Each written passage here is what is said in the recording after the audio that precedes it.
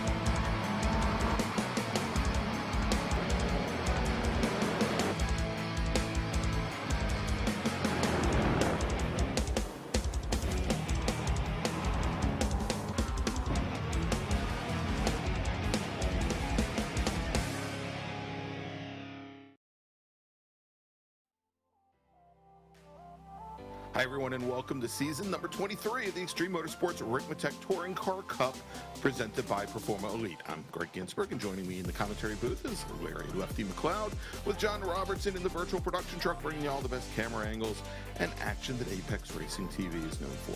For round number 5 we head to one of Britain's newer circuits, albeit one that's been hosting races since 1954. That's almost 70 years to you and me, and as a regular host to the British F3 Championship and the British touring cars, this for tonight 2.6 mile 11 turn layout without the chicanes that most people run is packed to plenty with camber and elevation changes with a very long straight as well as some very tight low gear corners that should prove a worthy match for our Mazdas and Toyota racers here tonight. And so welcome everybody to Oulton Park.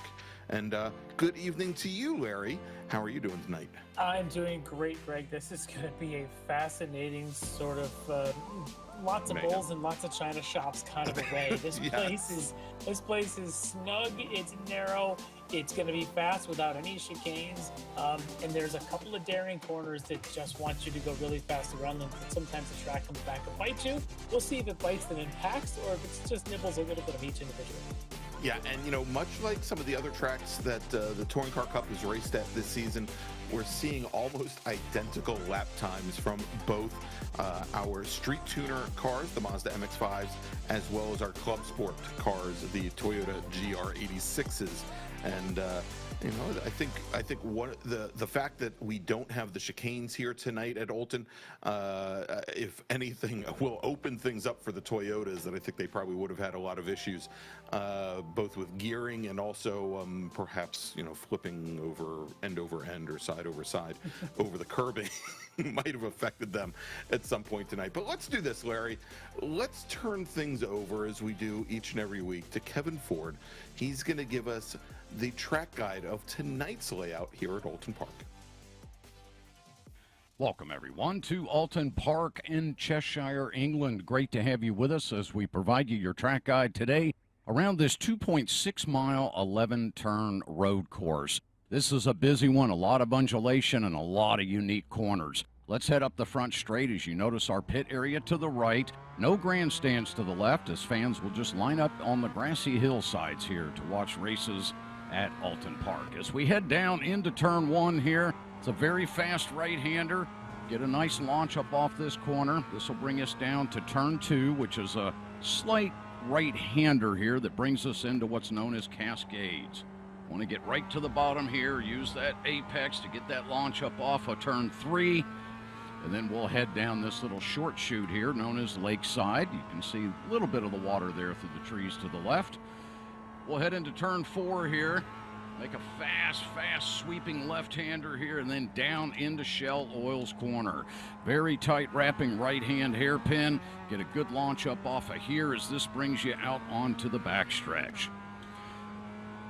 Out of turn 6, we'll head up to Hilltop here. This is where the overtaking opportunities are pretty prominent as drivers will use the slipstream coming up over the hill here to get a move done. Coming into Knickerbrook, turn 7 here.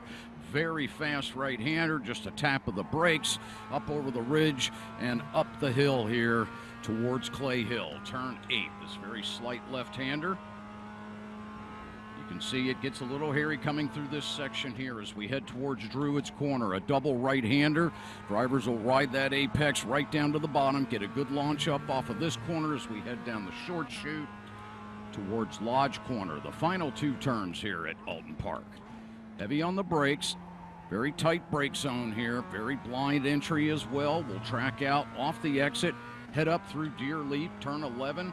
To the left, and there you go, crossing the start-finish line. There's your track guide for the amazing Oulton Park circuit. Thank you for being with us.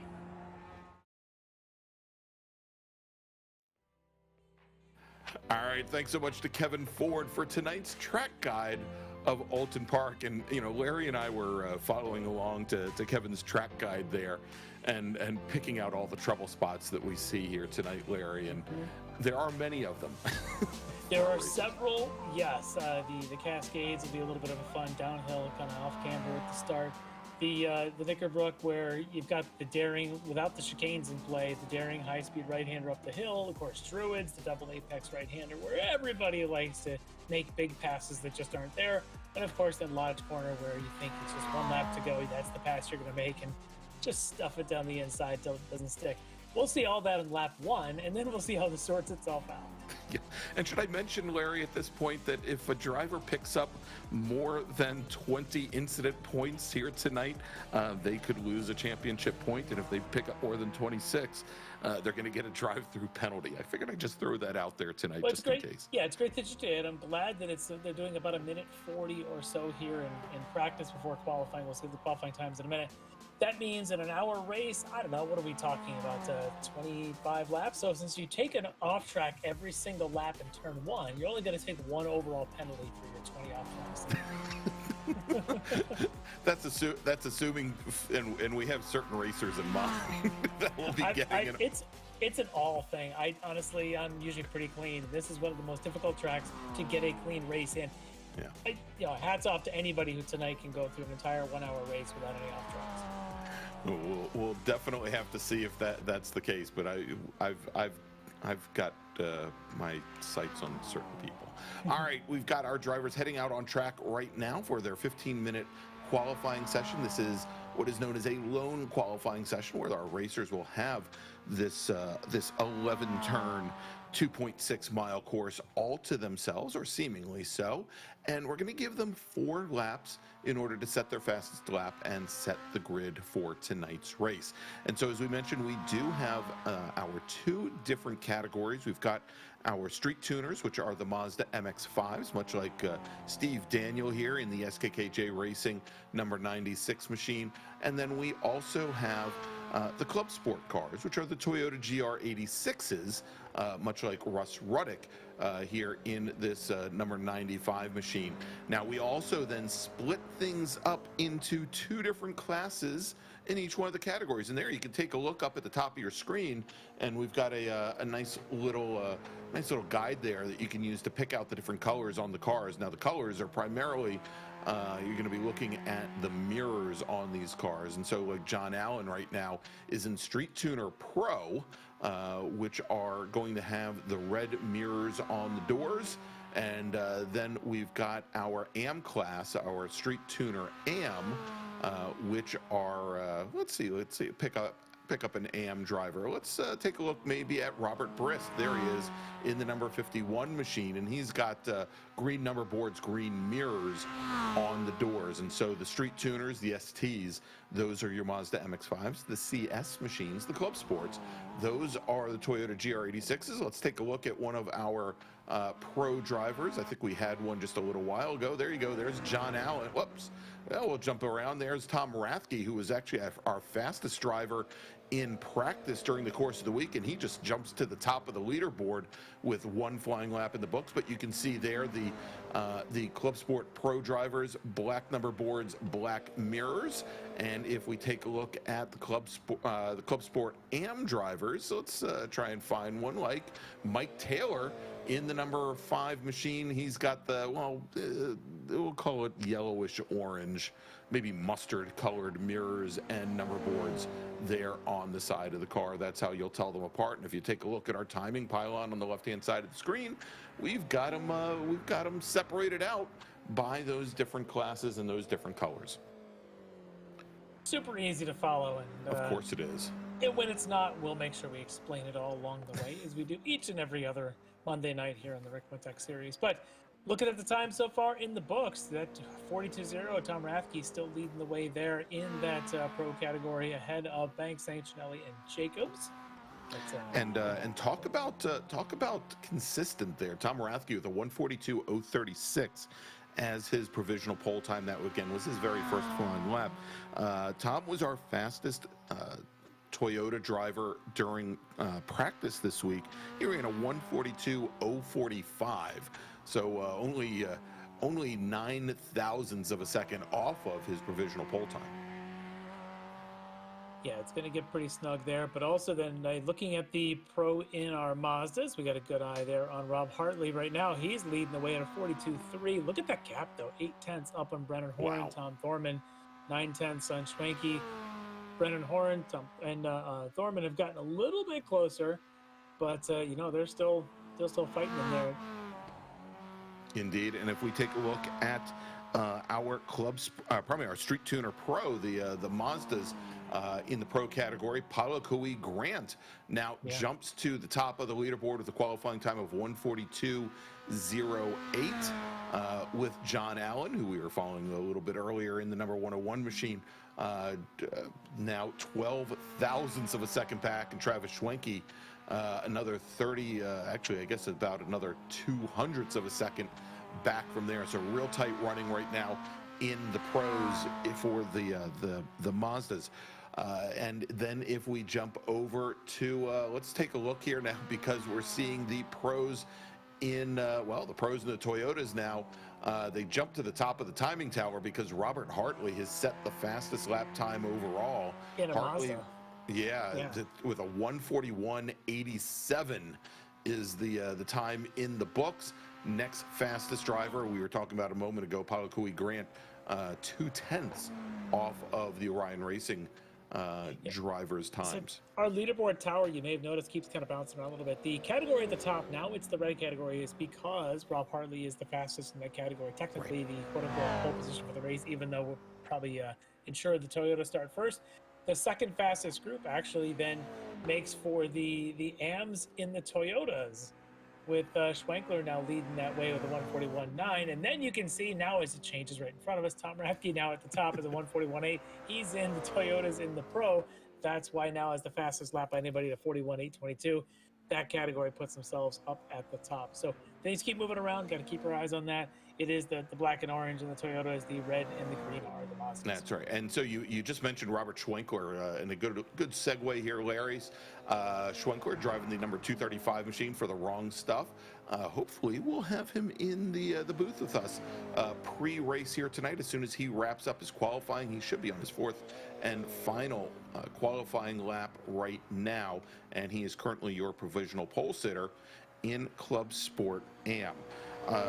So let's do this, Larry, quickly before Mr. Schwenkler wraps up his qualifying.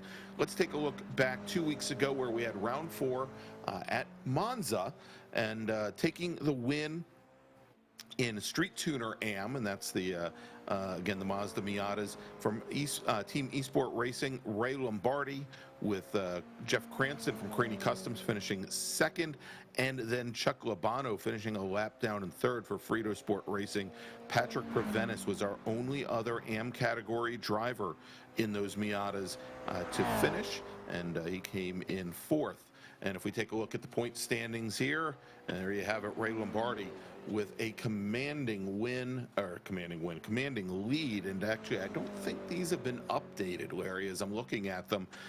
Ray Lombardi currently with 112 points.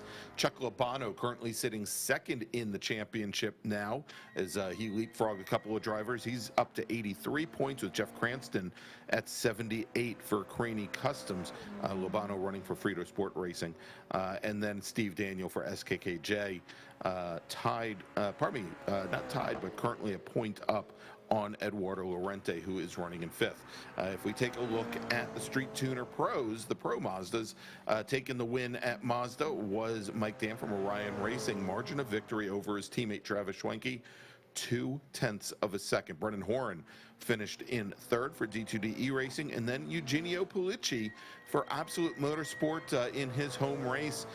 He finished in fourth with Chris Thorman from D2D finishing in fifth. And so if we take a look at the points in Street Tuner Pro, it is Mike Dam currently with 142, Paulo Cui Grant with 115, just 2 points up on Ken Copeland. So the D2D E-Racing machine from driven by Paulo Cui Grant second, Ken Copeland's Team Esport Racer Mazda currently third in the championship. Brennan Horn from D2D E-Racing 106 points in fourth. Chris Thorman, his teammate, 4 points back from there.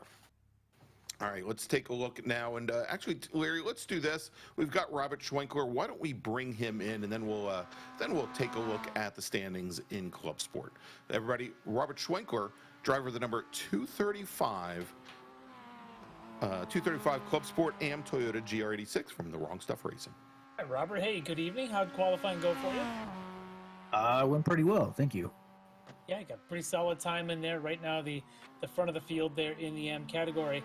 But tonight, I don't know how much practice you've been doing or how many other races you've run here, but you know this track, I'm sure it's going to be a bit chaotic. Are you expecting a lot of fighting and a lot of chaos in front of you? Yeah, I did quite a bit of practice yesterday with the guys in the official practice, and then today, luckily I had the day off, so I did a bunch of AI races, and yeah, it's gonna be interesting, and I'll leave it at that. Yeah, maybe a little bit about survival. On a night like this, do you plan ahead for pit stops, or do you just kind of do them on the fly, knowing that bit of the chaos factor? Yeah, I think you gotta go on the fly there. I think there's a lot of opportunities for things to go sideways, so you know, I think there's gonna be some strategy at play. Yeah. As the season's gone on now, as we're kind of getting through this here, you know, you're kind of right in the middle of the heart of this points battle in the middle of the field. What's your thoughts on, you know, do you think you have opportunities to still move up, maybe finish the season on the podium or even at the front, or do you have any goals now at the end of the season? Yeah, finish a race without spinning. That would be fantastic. Yeah, that's right now. That's my goal. That's the goal for the season. Some event, maybe tonight. That'll be the yeah. I hope. That. Yes, I hope it is tonight. But yeah, I mean, I think if I can keep the pace and finish races without spinning, then yeah, I think I have a chance to battle on the points for sure. All right. Well, it's going to be the interesting one tonight, I'm sure. Do you have any friends and family who watch our races? Are they all queued up for a good one tonight? Yeah, I sent the links out to everybody. I'm not sure who is actually watching, but Thanks for the support, everyone. My son, my girlfriend. I think my dad might be watching. So shout out to everybody. Appreciate the support. Yeah, looking forward to a good race. Awesome. Well, I'll tell you what, once you get ready to go at it and have a good race tonight, with any luck, we'll talk to you in about an hour for some sort of victory speech. Yes, sir. I hope so. Thanks, guys. All right, there you go. Robert Schwenkler from the Wrong Stuff, driver of the number 235 Club Sport AM Toyota GR86. All right, Larry, so we've got just now about 2 minutes remaining in qualifying. Let's quickly take a look where we stand. Robert Hartley, currently your provisional pole sitter overall, and currently leading Street Tuner Pro in the Mazdas. Then we've got Eric Violette, who is currently your Club Sport Pro leader, second fastest overall. And if we take a look at the qualifying times, wow, we said that the Toyotas and the Mazdas were awfully close.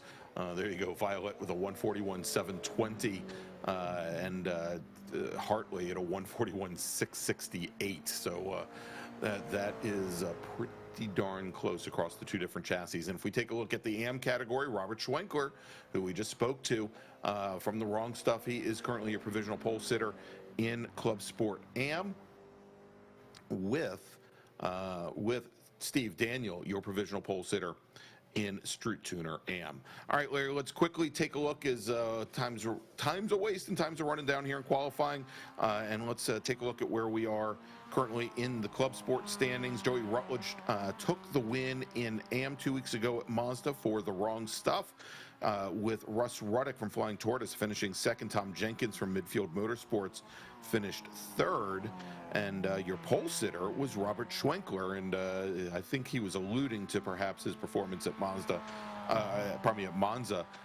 where he started off on the pole in Club Sport AM and spun from pole, ended up finishing in fourth. Leo Dragata finished in fifth.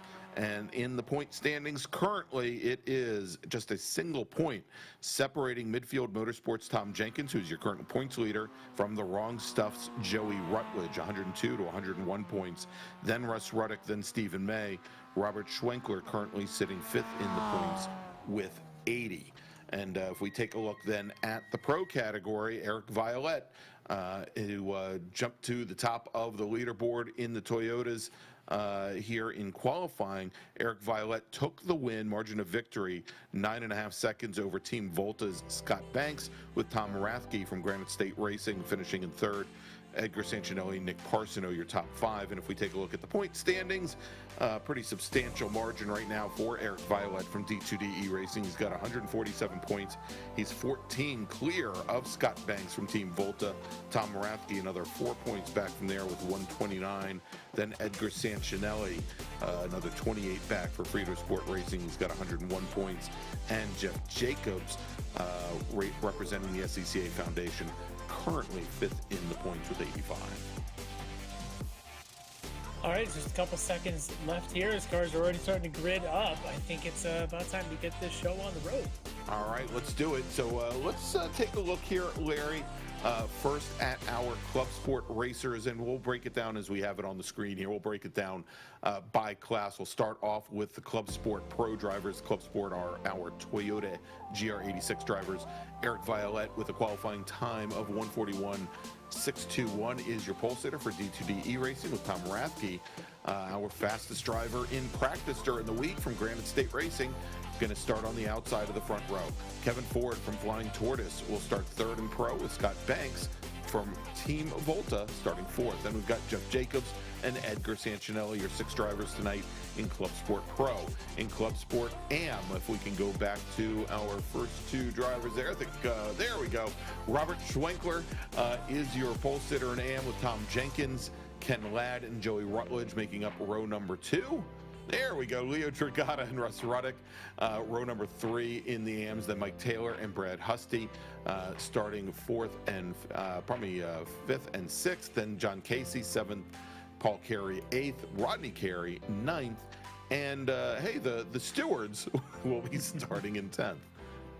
All right, in the Mazdas, On the front row, it's going to be Rob Hartley out of Orion Racing, 141.6. Just 60 thousandths behind them from D2D eRacing, Pally Kui Grant. That's going to be a fun battle to watch there as those two teams battle it out. On the second row, it's the teammate to the pole sitter, Mike Dam, Orion Racing there on the inside right behind his teammate. On the outside from Seamless Racing, it's John Allen. Third row, all D2D. David Payton on the inside and Travis Schwenke. Sorry, just take that back. It's David Payton, D2D on the inside. Travis Schwenke from Orion on the outside. I was looking to hit the next one. On row 4 from Absolute Motorsport, Eugenio Polici alongside, there's the D2D eRacing driver, Brennan Horan. On row 5, Greg Mack on the inside eSport Racer alongside Chris Thorman from D2D. And finally, Jordy Fike from eSport Racer. In the AM category, you've got Steve Daniels, our pole sitter tonight from SKKJ Racing, alongside Jeff Cranston from Craney Customs Racing. On the second row, Chuck Labano from Frito Sport Racing, alongside Robert Brist, RFC Racing, and finally Mike Key and Patrick Preventis, both from Frito Sport on the last row. And remember, we are mixing pros and AMs, and I think we've got green. And we now get the green flag from our live starter, Larry, and our front row, making the run down to turn number 1. Tom Rathke in that white number 80, probably 41 machine on the outside. He runs wide, as does Eric Violette from the pole. And that's going to give a good run to Kevin Ford in the number 32 machine. Coming up the inside, jumping up into the lead, though, Robert Schwenkler in the 235 machine from the wrong stuff as he moves up from row number 2, side by side, back behind Violet and Rathke, Kevin Ford, Tom Jenkins, as our Miatas coming out of the final corner, coming to the front straight for the green flag, and green flag is in the air. And Pally Kui Grant with a great start on Robert Hartley as they go down into turn 1, but Hartley late on the brakes. He's going to be side by side with Grant, and two cars going off. I think that was Eugenio Polici and Chris Thorman going wide, drivers left into the wall coming out of turn 1. Yeah, already a little bit of carnage here in the Miatas. That's going to be tough, but a great start for Schwenkler, who had gotten himself up at the front of the Toyotas, and here in the Mazdas, a really good start for Grant at the onset, but then it was hardly able to defend and get that spot back. But now it's John Allen who's made his way all the way up into the second spot. Now Schwenke trying to push to the inside of Pally Kui Grant in the hairpin, as they've got already the judges are going to start looking at the 27 and the 60 for the first incident. That's the as the 41 of Rathke goes around. Rathke, who started off on the front row, he's now falls back, and he's going to have to try and get that car righted. And, you know, Larry, I think the Russian judge gave it a 4, by the way. He didn't quite stick the landing.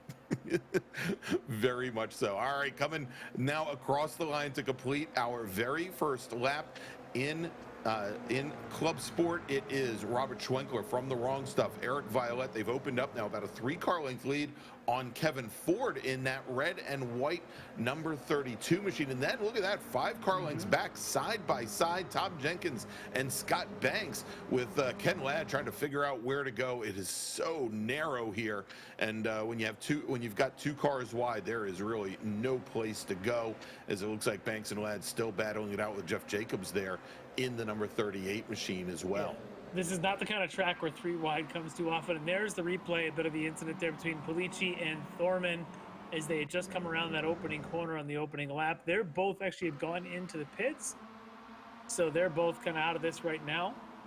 Yeah, let's take a look. Here's here. The replay. You can see there Thorman on the outside of Polici. I don't think Polici sees him.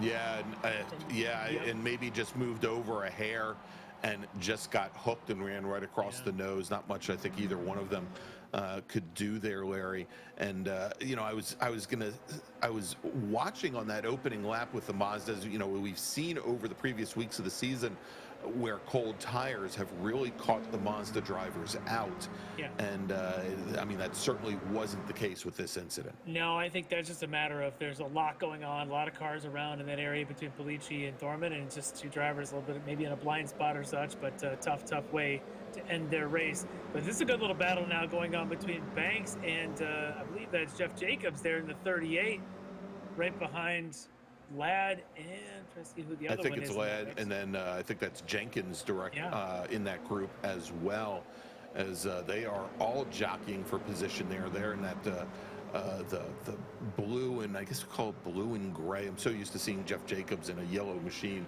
Kind of hard to pick it out there. He's going with the full University of Florida color scheme here. as the Gator alum has decided to throw a little throwback to his alma mater. But he's in the mix of it right now, right in the middle of all of these, mixing between the pros and AMs, as he's in the pro, but you got a couple of AMs there right in front of him with Ladd and Jenkins.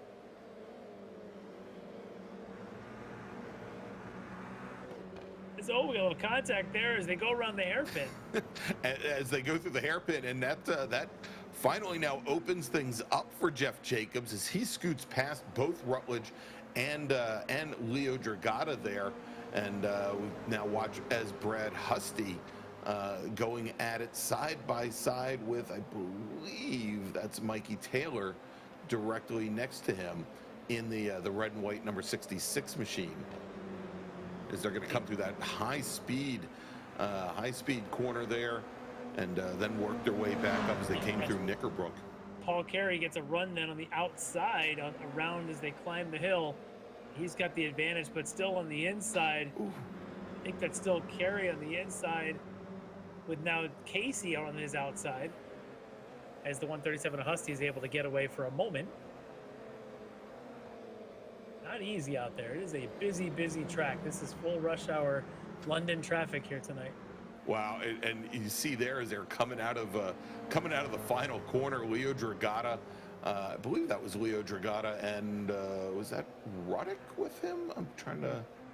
I think that was the 95 of Ruddick, and Dragata had just chopped the exit of that final corner and didn't carry much speed, but you could just see how difficult it is to negotiate some of the corners here. Now, obviously, I think the best passing opportunities you're going to find here, certainly coming into Knickerbrook, probably, trying to draft past, and maybe trying to draft past going into Druids as well.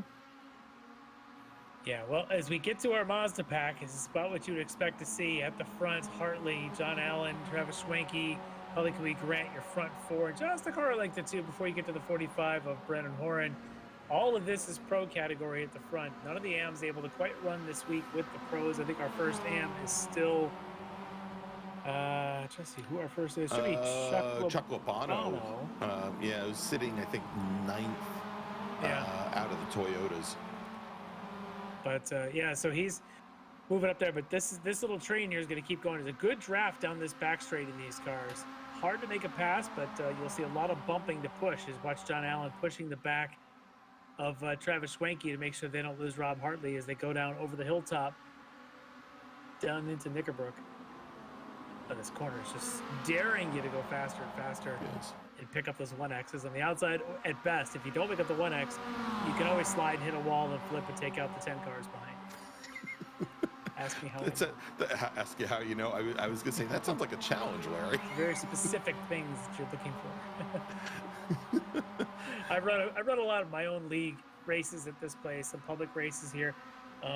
One of my most memorable, maybe not for good reasons, of a public race here was just an absolute chaotic race in MX-5s, where a driver decided he wanted to get back on the track as quickly as possible all 5 times he tried, and then hit a car every single time.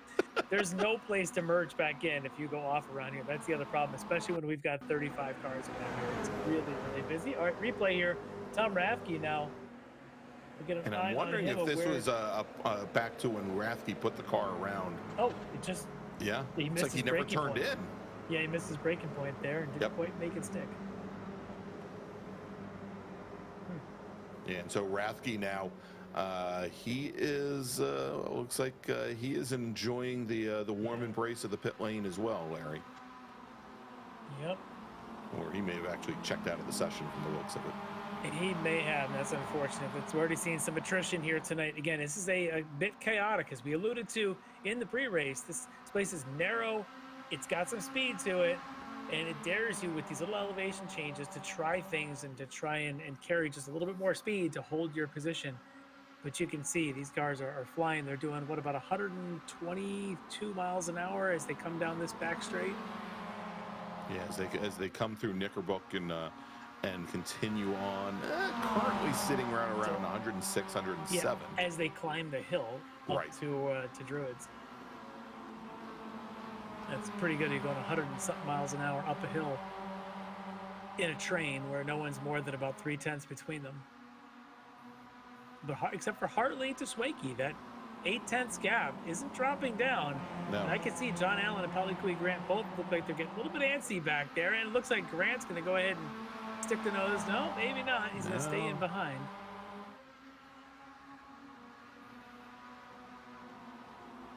Well, I think Grant was far enough down that if he'd continued to try and affect that pass, Larry, he and John Allen probably would have gone through turn 1 side by side, which. And that's the risk. Yep. Then all of a sudden you lose them and you can't get it back. There's a couple of drafting spots to get it to try and catch up. You can go through the run down through Lakeside. You get the run over down over the hilltop. So there's some places where you can draft and work your way back. You just don't want to in a battle like this. My guess is someone who wins this race probably the one who's able to go the longest on a stint of fuel.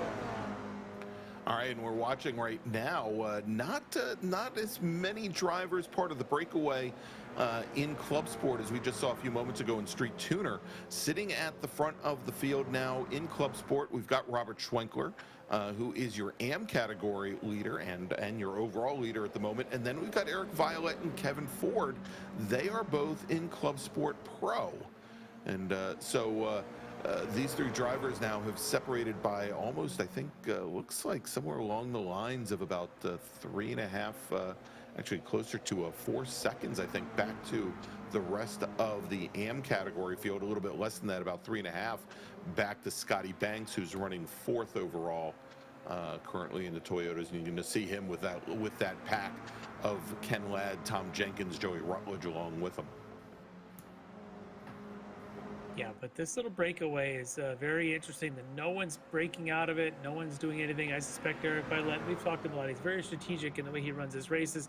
Wouldn't be surprised if he's doing some lift and coast, saving fuel, expecting that perhaps he can get around Schwenkel later. But then again, he also knows his battles with Mr. Ford behind him. Of course, they're in the category together. They're both in that pro category.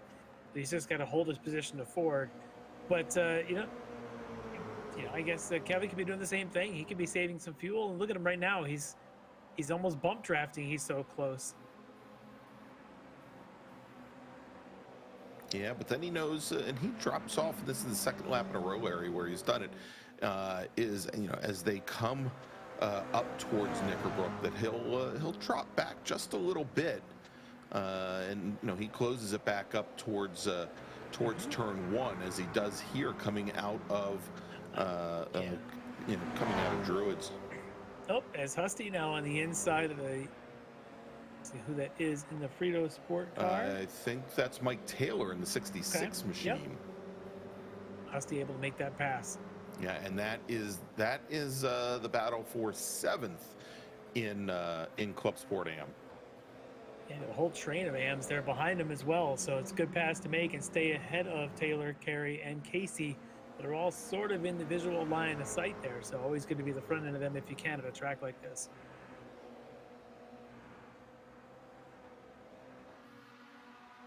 Back to our Miata Pede, all 7 of them. I was just gonna say, it looks like a big centipede as to how they are. The small little elevation changes in that section there, Larry, as they come down to the final corners to Lodge. And how it just rises and drops and rises and drops. Take a note, who is 6th in this train. Running 6th in the train, a little bit further back than I would expect, Larry. Is Mike Dam from D2D, currently your points leader in Pro. Yeah, and he had an issue somewhere in the starting laps because he did qualify up on the 2nd row, but had fallen back a number of seconds, and he's closed that gap back up. So Mike Dam ready to be a threat in this race again. He's got Brennan Horn in front of him, and he's okay with that as long as Brennan is able to continue his pace and keep up in front. But if you watch Mike, we'll see if he gets back up there with his teammates and makes a push. It's going to be tough to get by Brennan and even tougher to get by Palikui and John Allen. All right, as we're now working, Larry, lap number 8, I guess this might be the time to talk a little bit about, I don't want to call it pit stop strategy, but it has shown this week that the Mazdas are getting much better fuel economy than the Toyotas. They do also have a different size fuel cell in each of the 2 cars. And we think that the Mazdas can probably go somewhere around 28 laps, which makes for a very wide pit window here tonight from Oulton Park. The pit window actually opened up right around lap number 8 for the Mazdas. The Toyotas considerably shorter, but still we'd see it opening up somewhere around lap 12. So we'll have to see here, but I think for the time being, especially the two Orion cars up at the front, they're going to probably want to stay out as long as possible. I think it's a question of, John Allen or possibly even Palakui Grant, if he feels stuck behind Allen, we might see him maybe break off early and try to he's certainly able to get, he's able to get past the last corner in the first corner. He comes around Lodge a little quicker than John Allen does. He goes around Old Hall corner, turn 1 a little quicker than Allen does. So there's spots where he certainly is a bit quicker. It just right now isn't worth it. If there's nowhere to go, you may be better off staying behind him. He can use him. That's his advantage. Scott Banks is a little bit slow. I don't know if he had a course cut perhaps. We'll see. Or if he just had a spin as he comes down over the hilltop on that back straight. We'll keep our eye on him as he goes here towards the Knickerbrook. That's a lot of curve on the inside. That's a lot of grass on the outside. That's a wall. That is a wall. That nice was a save. wall. Just a brush. Yeah. I mean, Larry, it was a very nice save, because the only other place you could have ended up is, I guess, Scotland. He managed to keep it in there and not a whole lot of damage. So good for him, as he's going to go ahead and take his opportunity pit stop right now. Yeah, maybe collect himself a little bit there, take on the fuel, and get back out. As we're watching now, this is Tom Jenkins and Ken Ladd in the or is this I think it's Rutledge. It's Rutledge. Probably Jenkins. It's Joey Rutledge in the 44. Yeah. And Ken Ladd in the 11 machine, and then with Jeff Jacobs sitting directly behind. And again, this is the battle now for second in AM. Yeah, the way these things work, if somebody goes to turn 1 and is willing to give up the 1X and stay on the outside, you can get in a tremendous run. And I think that's what happened. I think that's how the 44 Rutledge was able to get along Tom Jenkins. Jenkins able to hold his line until they got to the hairpin, but look at the exit there that Rutledge was able to get and make that pass ahead of Jenkins now as they go over the hilltop and on their way down the other side. Great moves there. Wonderful, like multi-corner combo there for that 44 Rutledge to make his pass on Tom Jenkins. Yeah, and we'll see here as they come across the line. It looks like all three of those drivers starting to make up ground on Ken Ladd, currently sitting second in AM. And this is the battle of Leo Dragota and Russ Ruddock, I believe, right there in front of him, the 118 of Leo Dragota. And he's trying to see if he can get up there and make this pass. Tough to set somebody up around this place. You really got to work a couple of corners. It's tough to just get and outbreak them in one place. Typically, you got to push them to the outside, maybe set them up 2-3 corners later. As our leaders now are making their way through the field, and that lap car might be Rodney Carey in the 33 that's doing a good job of trying to stay out of the way of those Miatas. See sticks drivers right, the Miatas go around drivers left. Look at the camera there. Mike Dan, we talked about it a minute ago, still behind Brennan Orr. Mike just chilling back there. Not really too pushy right now. As long as Brennan's within draft range of Grant in front of him, that's okay for Mike. We'll see how long that lasts. Again, Palakui Grant pops out for a moment. I really think he's just faster around Lodge Corner that last turn 16. Yeah, and he's done that a number of laps. And, again, just I think he takes that look and does the mental math and realizes he's not going to be able to make the move going into one.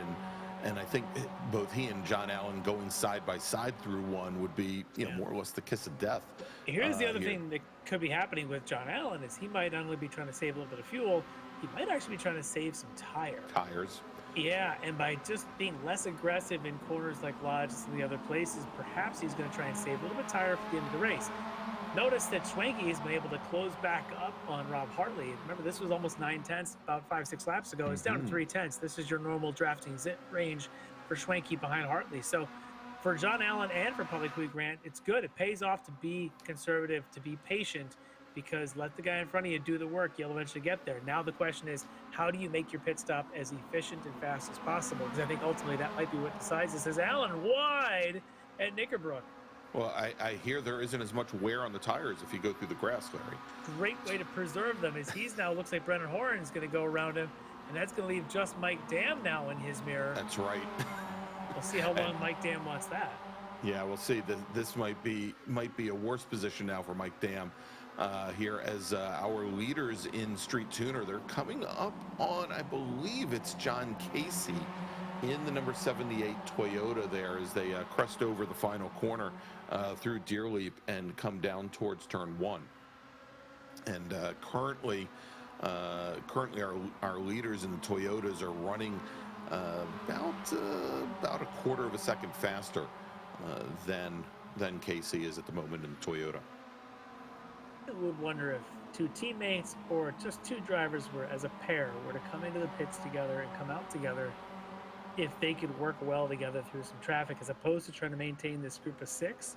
If two could break away, bump draft a little bit in some of these longer straightaways, they might have a really good shot to undercut this thing and have a chance. It's a bit of a risk. You know, maybe if you're Mike Dam and maybe John Allen and Brennan Horn or someone like that, where you could jump in, get that stop over with, but work your way through as a pair instead of trying to work this train of 6.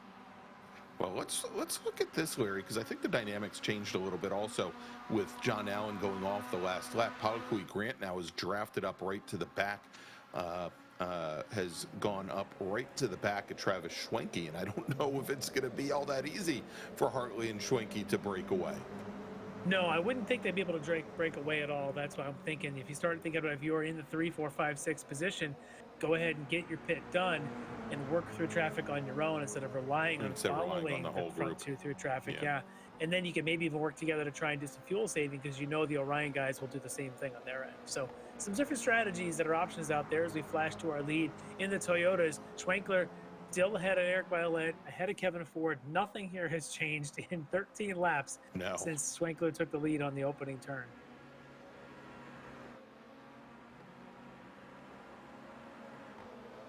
I don't know if we're keeping track of off tracks tonight, but I'm sure it's more than 0 at this stage.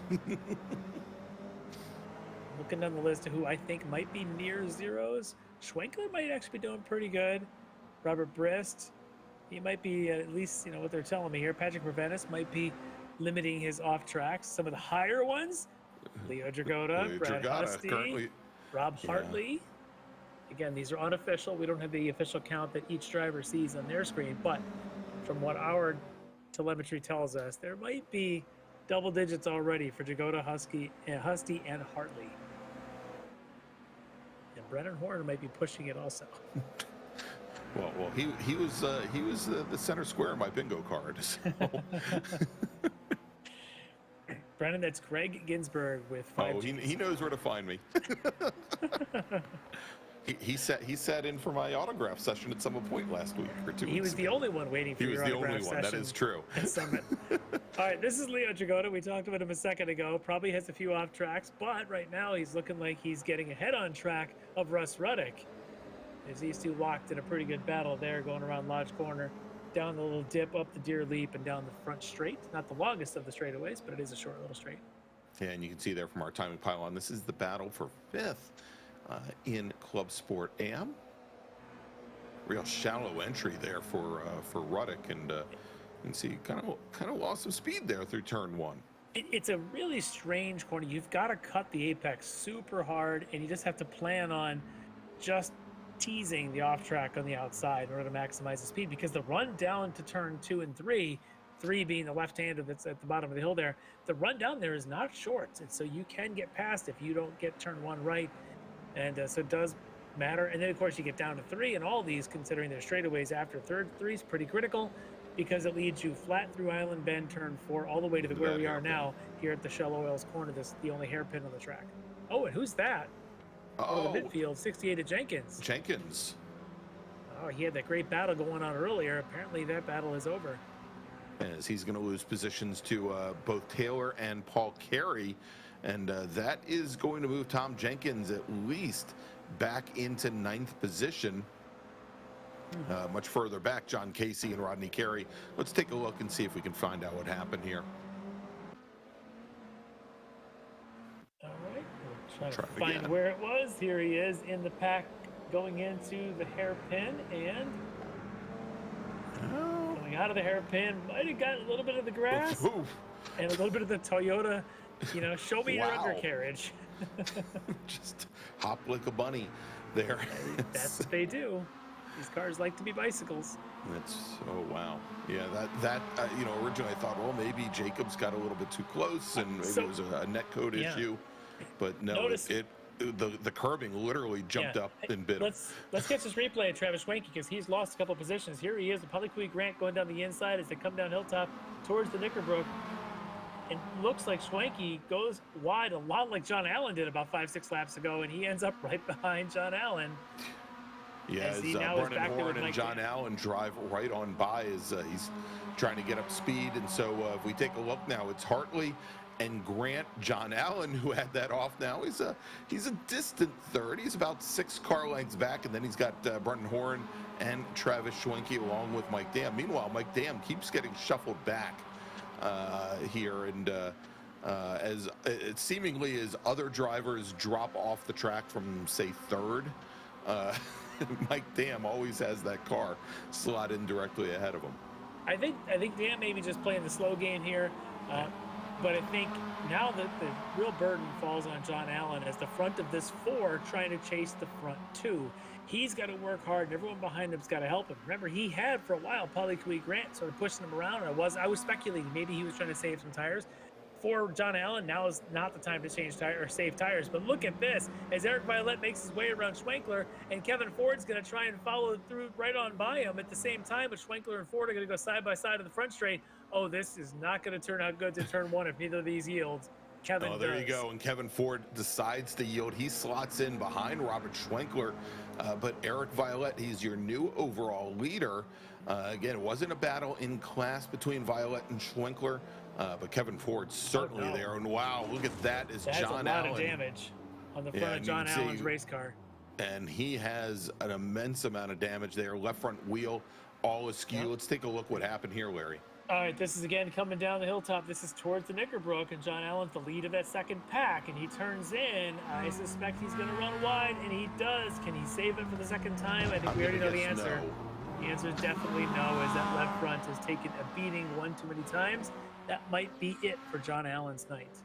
Yeah, so John Allen, he's still, well, I was going to say he's still on track, but he's getting the toe back. But also what that does is everyone behind them at least had to lift. So now the gap from Grant in second to Brennan Horn in third is almost a second and a half instead of 9 or 10ths or so as it was with John Allen.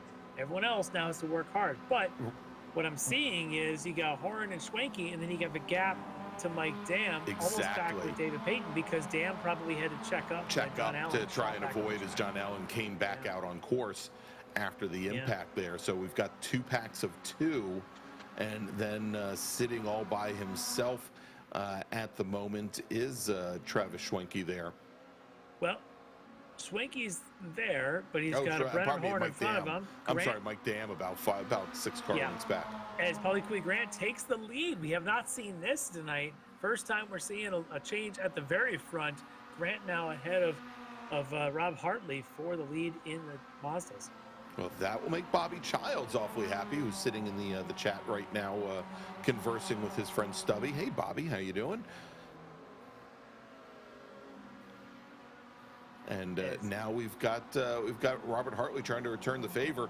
Can't get quite close enough. Can't get up to the fender of Polyquid Grant as they come through the final corners. Now to complete lap number 16, start lap 17, and Travis Schwenke heading into the pits, as does Russ Ruddick as well. But Schwenke, the first of the Orion racers and the first of our lead pack in Street Tuner Pro to head to the pit lane. Interesting, he's going in by himself, not waiting for teammates that he can work through traffic with or even bump draft. He's going to take the lone way in.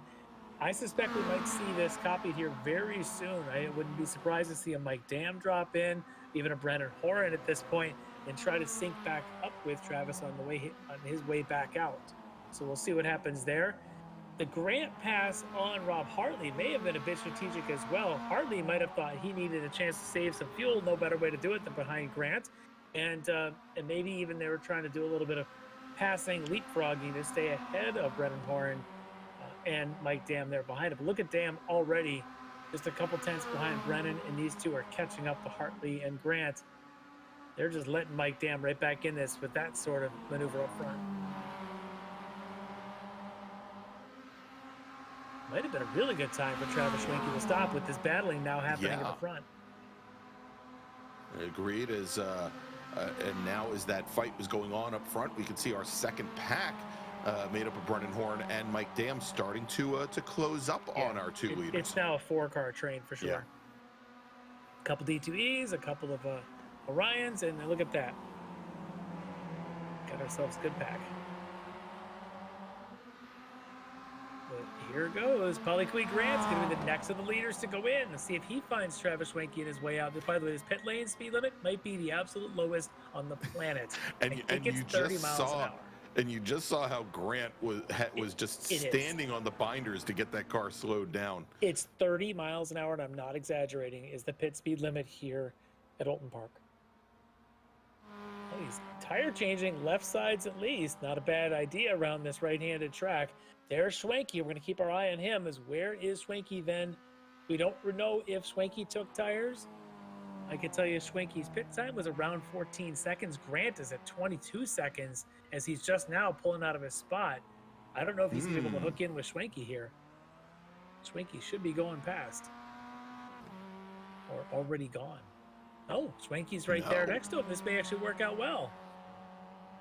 There you go. So Grant, if he now has to worry about running on at least 2 cold tires, but he has now separated himself out from well, at least the 16 machine of Schwenke hasn't made up any ground on Grant. I wonder if something happened to Schwenke there on his in or his out lap, because his pit stop was in fact shorter. So how did he end up 5 or 6 seconds behind? That'll be an interesting question. But right now, that's what we know, is that Schwenke has got some ground to make up. Grant, the faster of those two. And now we get to see, to Hartley, Brennan Horn, Mike Dam, David Payton as the top 4 right now in Mazdas. When did they choose to stop?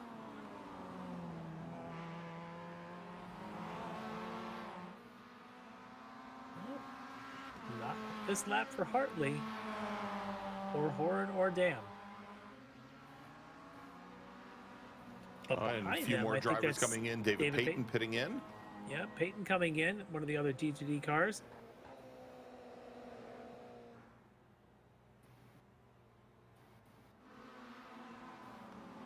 And Mike Dam now making a move here with some traffic. That's Patrick Preventis, I think, of the 29. Getting used as a pick by Mike Dam. Good move, as Brennan's now going to counterattack down the Lakeside Straight. Now they're going to be side by side through the island bend, and Brennan Horn's got the spot back. And good move to return.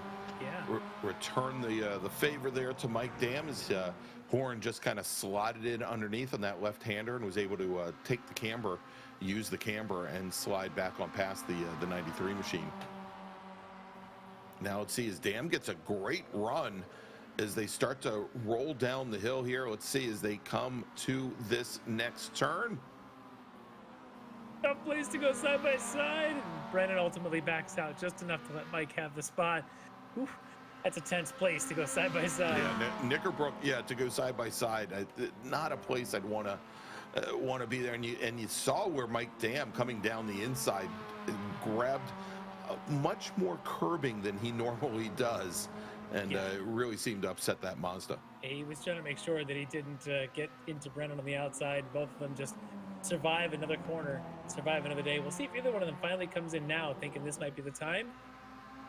Yeah, neither one does at the moment. They both stay drivers left with the pit lane entrance to drivers right. Brad Husty entering the pit lane.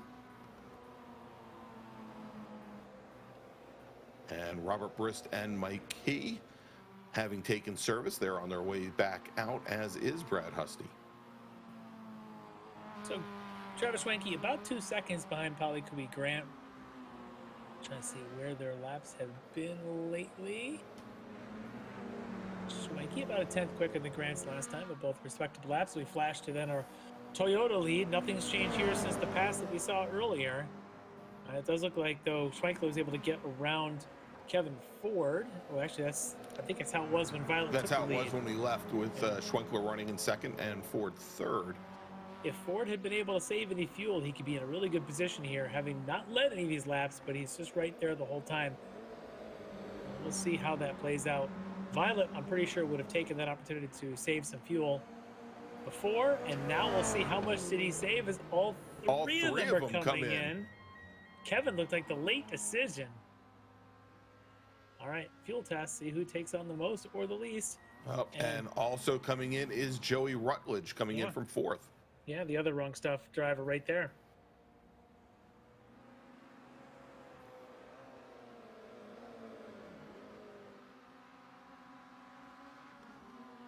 We got to be getting close to the rest of the Mazdas here, as most of the Toyotas have made their way in. Still waiting on Jenkins and a handful of others, but a lot of Mazdas yet to stop. And three of them are these three right here with Brennan Horn, Mike Dam, and your leader, Rob Hartley.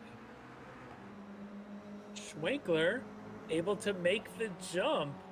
No, not able to. He's now a couple seconds behind Eric Violet. Eric really saving lost fuel. a lot of ground there on the pit cycle, as did Kevin Ford. Yeah.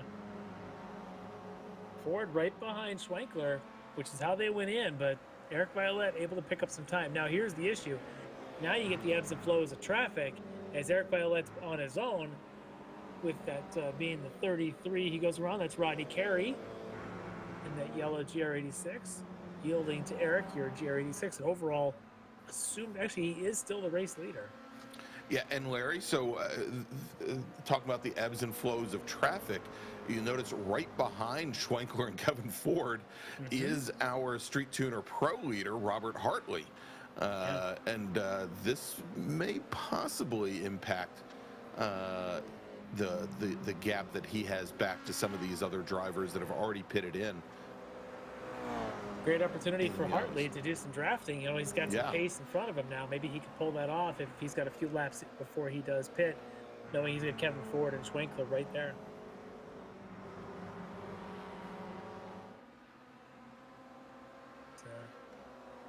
Lots of traffic right here, intermixing between the leaders, the two classes. Some have pit, some haven't, as well as some of the other drivers in the field here as Kevin Ford goes around Schwenkler there on the last corner. Schwenkler got a counter. Ford had gotten a great run out of Druids on Schwenkler and telegraphed the move awfully early, and you can see there that Ford not able, or probably Schwenkler not able to return the favor there. Coming down the pit lane though, Mike Dam in the number 93 machine, and Robert Hartley pitting in from the lead in Street Tuner Pro. And I think that's John Casey there in the background coming in his GR86. But yeah, this will be interesting. Now we know what Grant's, we know he had a pretty good stop. He did take left side tires. I'm not seeing anyone else here taking tires. Let's see where Grant comes out as he's now going through the last corner, Lodge Corner. Right now, where does he end up? Knowing he's got the stronger left side tires, I think the Orions are already on the move. They are. And there they are, and they come down the pit exit. The lead. And there you go, taking the lead, Palakui Grant now in third, and those gains that he had before, he's going to have to work to get them all back again, as he's about 5 car lengths back from Dam and Hartley. Yeah, but if he took tires and no one else did, he's going to be a much faster car in the closing stages of this race. He could use those tires now to catch up to them, or he could just bide his time and slowly get there and then really grab a hold of those tires when the time counts in the last 5-6 laps of the race. This is going to be fascinating, knowing the tire situation of these front three. All right, well, Larry, let's do this. We're right just past the top of the hour, and I believe we're waiting for Brendan Horn, who is currently our leader in the Miatas, to come down the pit lane. But in the meantime, let's go and take a quick break, and when we come back, we'll take you all the way to the checkered flag here at Oulton Park, where you're watching round number 5 of the Extreme Motorsports Ricmotech Touring Car Cup, presented by Performa Elite, and we'll be right back. Ricmotech, high-performance sim racing equipment. Whether you're just looking to have fun, train for race day, or become a serious esports competitor, Ricmotech has you covered. Hundreds of name brand parts, support from experts that love sim racing, trusted by the pros. There's only one place to go, Ricmotech.com.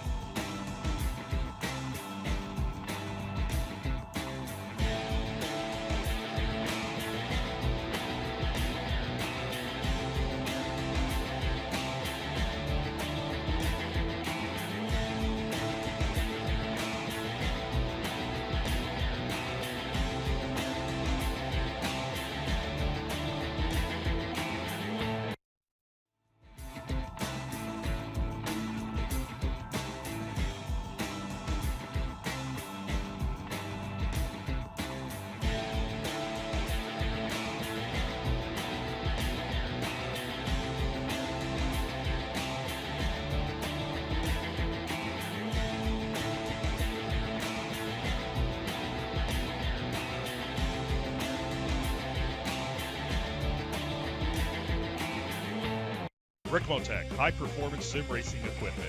There's only one place to go, Ricmotech.com. The search is over.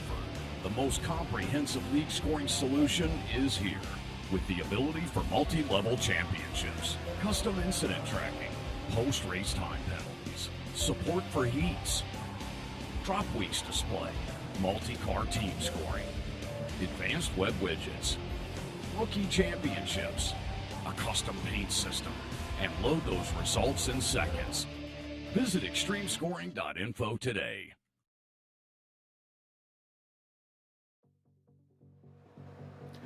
Welcome back to Oulton Park for round number 5 of the Extreme Motorsports Touring Car Cup presented by Performa Elite here on Apex Racing TV. I'm Greg Ginsburg along with Larry Lefty McLeod. And if you want to find out more about our sponsor, Performa Elite, you can find them at www.proformaetg.com. And Larry, as we take a look here, the majority of our racers have already come in for their, we'll call them a mandatory pit stop. I think one of the only exceptions is Chuck Labano at this point, but Brendan Horn came in for his as well and rejoined in 5th.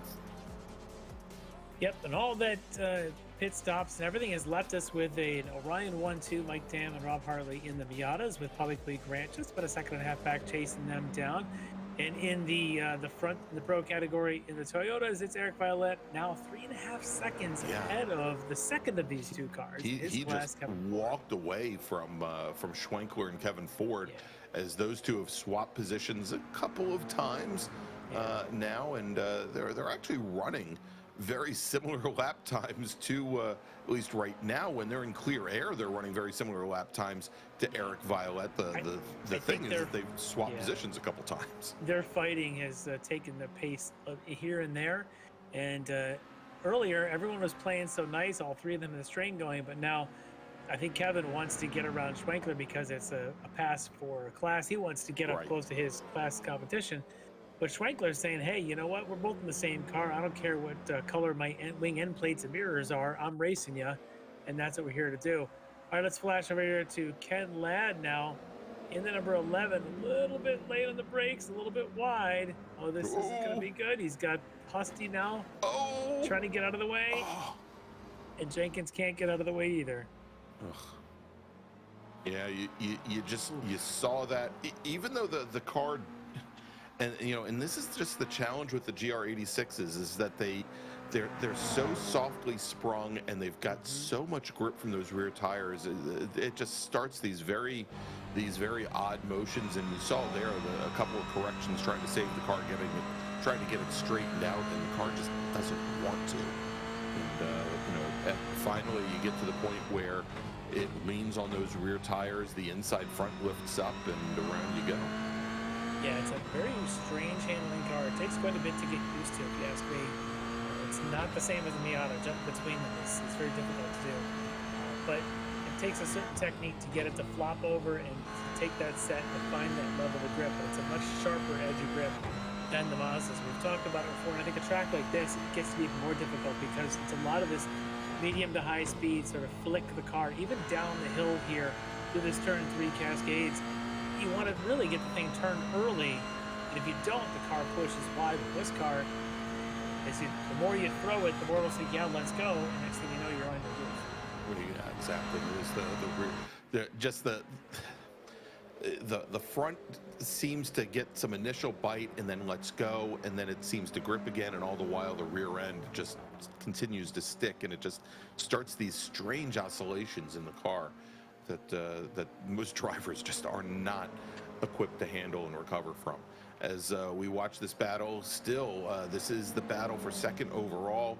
Robert Schwenkler, Kevin Ford, and as Schwenkler and Ford continue to fight, Violet not stretching out. I think he feels probably that he's got a safe little buffer there, but he can save a little bit of fuel to make sure he gets to the end as well. Save some fuel, save some tire, just in case. And considering his pit stop was pretty short, he may have planned on being able to save some fuel. But look at this, Kevin now just about to push, or is he going to pass? More push than pass there of Schwenkler in front of him. Kevin showing some restraint tonight.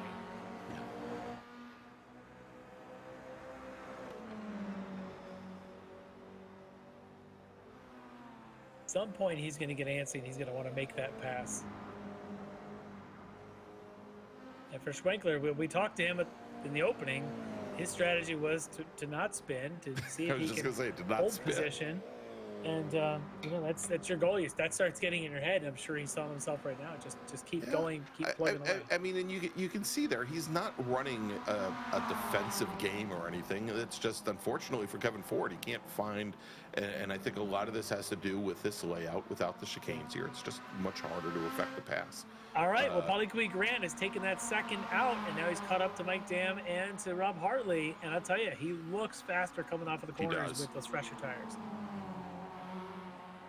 Yeah, he does. I mean, and he made up what, a second and a half or so, or thereabouts. Actually, a little bit more than that after the pit stop cycle. Now we aren't quite sure if Hartley and Dam took tires. I was looking at pit stop times, and Hartley's time was pretty close to Grant's time, both in the 22 seconds. Mike Dam's was the shorter of them. It was much shorter by almost 4 seconds. Maybe, just maybe, Hartley was able to get some tires in as well, but or maybe even Dam did also. But we'll have to see how this plays out. Clearly, all three of them are running pretty good pace.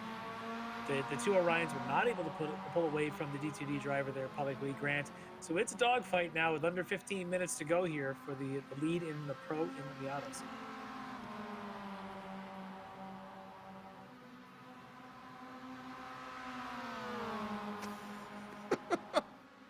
We're just going to go ahead and leave Bobby Child's comments about Kevin Ford right there in the chat where we're going. Bobby, I'll let you take that up with him personally.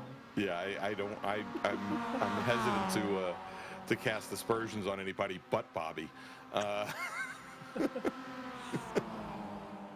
Bobby just doing Bobby things. Could be worse. He could be in the booth telling us these things instead of just typing them in the chat. Yes. But Grant's here. Let's see if he's been quicker than everybody, it seems, through this last corner lodge.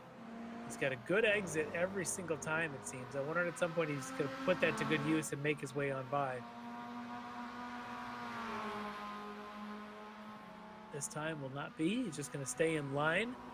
It's all of them running in the high 41s or 42.0 there for Grant. So pretty fast laps here, 28 laps into this thing. Now, one thing that Bobby did pick out from the chat is that the Polyquid has a little bit of damage on the front of that car that might be affecting some of his straight line speed. My guess is could be a little bit. I had seen the same on Brennan Horn, which is ironic. The two D2D drivers both had a little bit of a wrinkle in the fronts of their cars early in this race. But doesn't seem to be affecting Grant right now too badly. Now, if he were out in front, he might be more of a falling victim if the aero is not so good. But in the draft, it doesn't seem to be bothering him.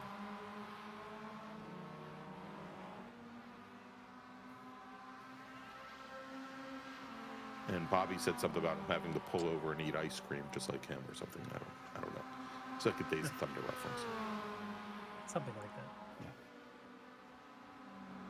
Yeah. Ice cream sounds good. All right, well, these three haven't encountered any traffic for a while, but I'm sure they're going to find their shares. We still have somewhere around 24 cars or so out on track. So this place isn't big enough to hide if you're a 3-car fast train like these guys are.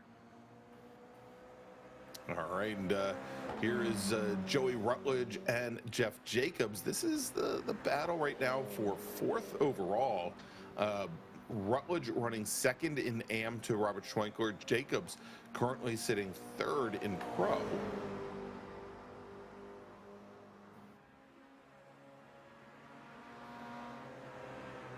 Rutledge has been racy tonight. We've seen a couple of good moves by him. He can be aggressive, but we know that Jeff Jacobs is the wily veteran here. And maybe just be baiting Rutledge into making a mistake. We'll see if Rutledge can avoid that bait and just drive clean laps and not worry about what's behind him. Again, they're not in the same category, but a race is a race when you're in the same kind of car. For Rutledge, he wants to hang on to that potential podium spot in the AM category. He doesn't want to give that up. In fact, if I were him, I'd probably give up the spot to Jeff Jacobs before giving up any risking to that 2nd spot in the AM category. Well, Jacobs didn't get a good run out of the hairpin that last time by, and you saw how he dropped back a couple car lengths, and he just hasn't been able to make it up in the draft here to this point. And that hairpin's probably the most critical corner on the entire track because you're flat all the way from coming out of it, all the way down to Knickerbrook.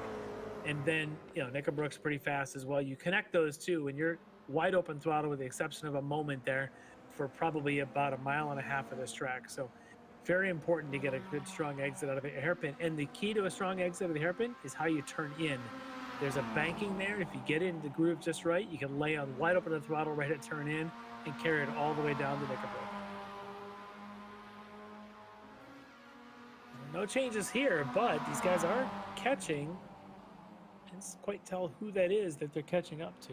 That might be Brad Husty. I think, They're not catching him that fast. They're catching about a second or so, maybe a little less than a second a lap. We'll see if Husty yields to them. Husty, of course, running 4th in the AM category on his own.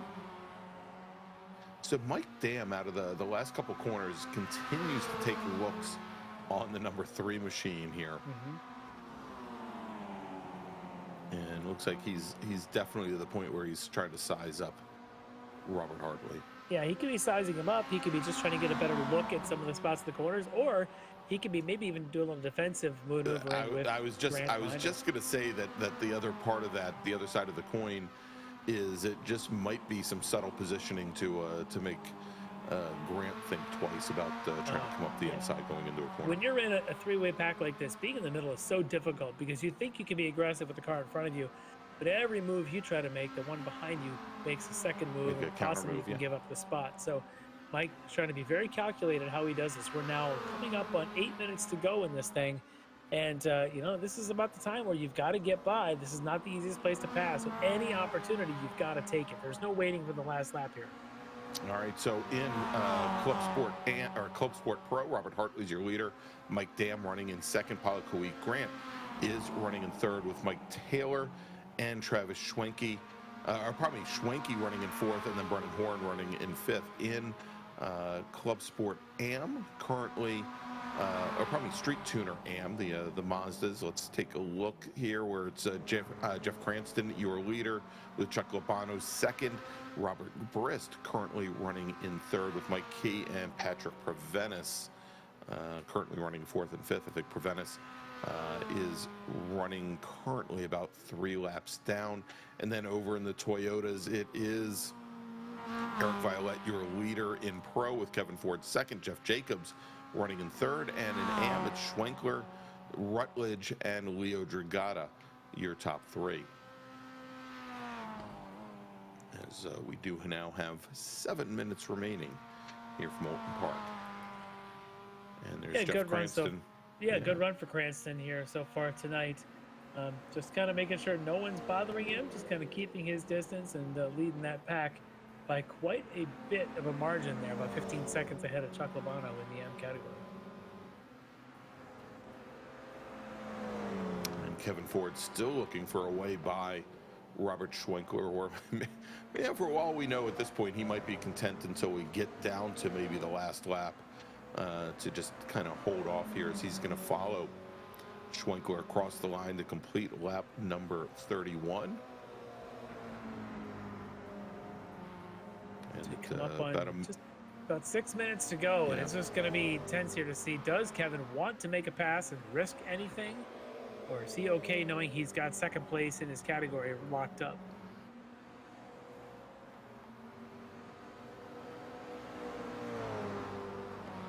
Just going back to that, the battle there in STM, knowing that Cranston's got a pretty good margin.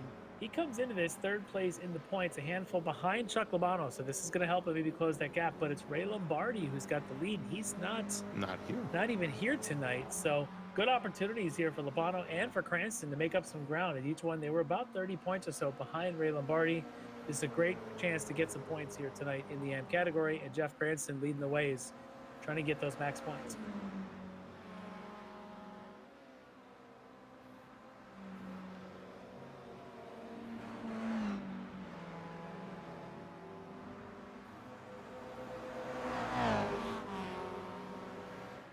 Stubby went and got a bowl of Rocky Road ice cream. Good job, Stubby.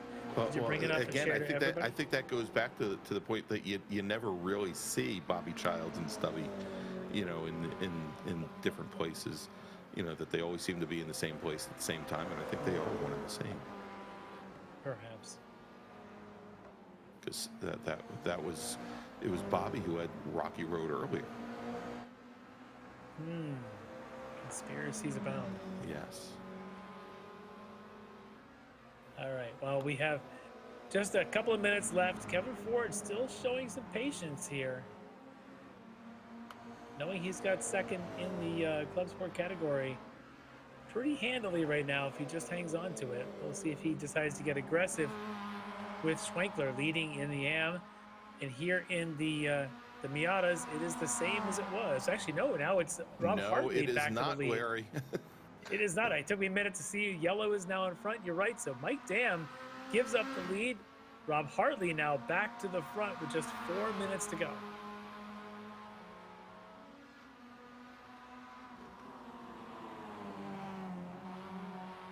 And I would say Polly Cui Grant ready for these two teammates to screw things up. Grant would love to see some Orion on Orion violence here.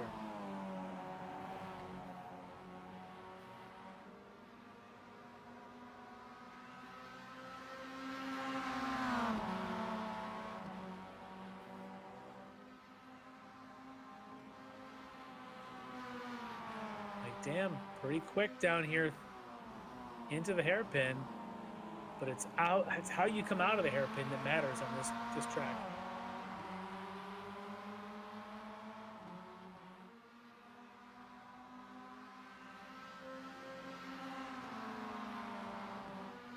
Up and over the hilltop. A great place to get a car airborne is when you come down Cascades, the left-hander, after the opening part of the lap, and you just keep going straight across the grass, you launch over the top of the hilltop. We'll see if anybody takes that opportunity at the end of the time. But I would say before the checker or after the checker? Well, Bobby would do it before, but most people wait till after. Yeah, but Bobby wouldn't be intentional.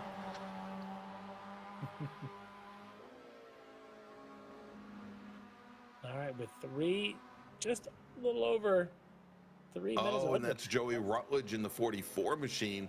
Had been in that fight with Jeff Jacobs, not in class, mind you, but that's now going to move Jeff Jacobs up to 4th overall. Let's take a look and see what happened. All right, this is heading down to the first corner, just past the pit straight. Rutledge turns in a little late, doesn't get any apex, which means out in the grass, that'll get you. He saves the big off. Nice save there for Joey, but definitely going to cost him at least overall. But in class, he's now just got to hang on. He's got the Leo Dragota about 15 seconds behind him. Yeah, he's got a nice buffer Joey, there. As we're now under 2 minutes remaining here at Oulton Park. Mike Dam looking aggressive on the back of Hartley, the teammate there. And he continues to show the nose even without Paulo Cui Grant there in lockstep. It's a great run for Mike Danby. You can see him get on the gas early. When you get down to the apex at that hairpin, you can get on the gas early. Mike just might poke a nose to the inside here. Not going to happen this lap. Not quite. No. He's just showing it. So he's showing it in Hartley as they came out of the prior corner. Had pulled over maybe less than a quarter of a car width, and that was enough, I think, to hold Dam off as Dam shows the nose once again. This is a great place. If you could push the lead car a little bit wide, you get on the gas early. Might be Grant thinking he could do it. We might even be three wide. Here they come, 3 wide over into Yep, into the final corners there, through Lodge and up the hill, and Poliqui Grant takes the lead, and as they come across the line, white flag is in the air. Last lap here at Oulton Park, as Grant's going to try and hold off Robert Hartley and Mike Dam. Now, of course, ahead of them are our Toyotas, but this is the last lap for our street tuner battle. What a move for Poliqui Grant, able to watch the two of them in front of him, compromising on their exits, and took advantage. 3 wide, he comes out in the lead. We'll see if he hangs on to it, but your overall race leader, Eric Violet, he dictates how this thing goes. Now it's Mike Dam getting the run down through Lakeside towards the hairpin. Grant's going to have to be the one who gets on the gas early through the hairpin, but instead he's late. They're all a little bit late, dicing it up here in the hairpin. Someone's going to get a run here, and it might be Hartley here on the last lap in the Miatas. Yeah, and Grant tried to come right underneath Mike Dam, under braking, going into the hairpin, and almost saw the nose push right in. Oh, and directly behind our leader, Eric Violet. I think Kevin Ford and Schwenkler might have gotten together. Oh, no. And Eric Violet's going to take the win in Club Sport Pro. Let's jump back to this battle for the lead and the win in Street Tuner Pro, where it's Mike Dam, your leader, Robert Hartley, and Poliqui Grant now in third. Right. It was just like this pretty much a lap ago, except it was Dam pushing Hartley, and they both lost out to Grant. Grant now, though, not able to get the run like he did the last lap. Can Hartley get to the inside? Dam's going to maybe defend a little bit. They go through the final corner. Who's going to get the run? And coming out is Mike Dam, then Robert Hartley. Hartley, can he get the slingshot around? He's going to try. As they come to the line, taking the win is Mike Dam in Street Tuner Pro. Robert Hartley will finish second. Poliqui Grant will come home in third. And that is going to leave, I think, one more. Let's take a look at this. Here's the last corner. So you got Schwenkler, who's the leader in AM, ahead of Kevin Ford, who's second place in the Pro. Ford gets a bit aggressive. He may be assessing penalties to himself for that one, for being a bit aggressive off that last corner. Schwenkler able to continue, does end up winning his category. Kevin Ford ends up being second in his, but not before a bit of an incident there on that last corner. But look at that battle between Hartley, Dam, and Grant. It ends up being Mike Dam, who at one point in this race was as low as 6th and about 5 seconds back, comes back with some great pit strategy and great execution to win this race. All right, Larry, coming out of the final corners now and coming across the line, taking the win in Street Tuner AM, Jeffrey Cranston from Craney Customs in the number 97 machine. Congratulations to him. And so if we run down the finishers here in Club Sport Pro, it is, in Street Tuner Pro, it's Mike Dam with Robert Hartley and Poliqui Grant, your top 3. In Club Sport Pro, it's Eric Violet finishing in second, Eric Violet with the win, Kevin Ford second, Jeff Jacobs coming home in third. In Club Sport AM, Robert Schwenkler with Joey Rutledge and Leo Dragata. And then finally, in Street Tuner AM, Jeff Cranston, Chuck Labano finishing second, and coming home in third, Robert Brist. All right, so Larry, let's take a quick break, and thanks to our partners and sponsors. And when we come back, we'll talk to some of our podium finishers here from Oulton Park, where you've just seen round number 5 of the Extreme Motorsports Ricmotech Touring Car Cup, presented by Performa Elite, here on Apex Racing TV, and we'll be right back.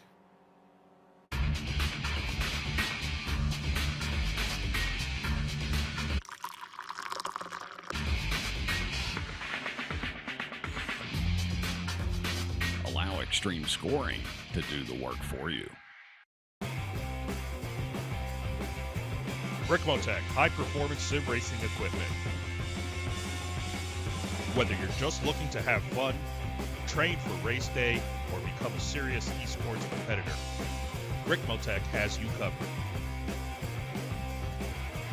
Hundreds of name brand parts, support from experts that love sim racing, trusted by the pros. There's only one place to go, Ricmotech.com.